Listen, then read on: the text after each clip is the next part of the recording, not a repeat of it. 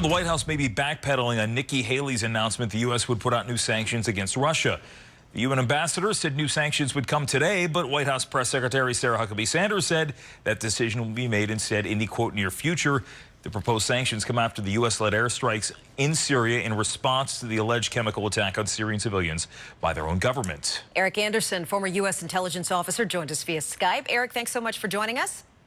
Good evening. Glad to be here. So let me tell you, or let me ask you, why do you think we saw the two different messages? We saw Nikki Haley come out on the Sunday programs and say those sanctions were going to be announced today, and then all of a sudden we see the pullback from the White House. What you're discovering is that the White House doesn't have much more that it can throw at the Russians. We've gone after the corporate entities that we wanted to blame. We've gone after the inner circle with Mr. Putin's closest oligarch friends.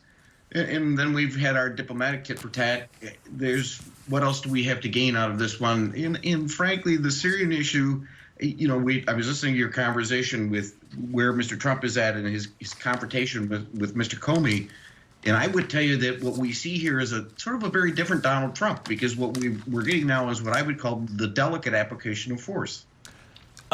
Last year, in fact, this was almost a year almost a year to the day the last time we saw U.S. airstrikes in Syria. And there was some debate over the language used this time. They said mission accomplished, but it seems like something like this, these surgical attacks, they're not one and done. I mean, do we see more strikes coming down the pipeline when it comes to Syria?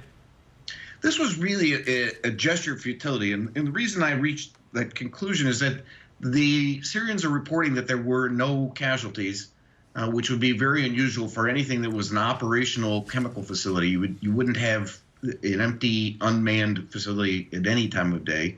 And two, that there was no report of downwind casualties or poisonings that took place within the neighborhoods where the strikes occurred. You know, if you go back to 1984 in Bhopal, India, and you recall the 5,000 people who died there, we're not seeing that with these strikes in Syria.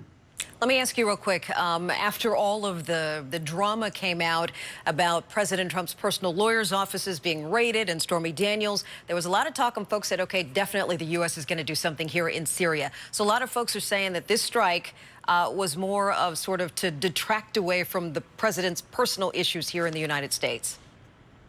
I would say it was not only to detract against his personal problems here in the United States, but also the fact that he chose not to go down to the conference in Latin America, where he was going to be prone to suffer the barbs and arrows of people who really didn't want to see him.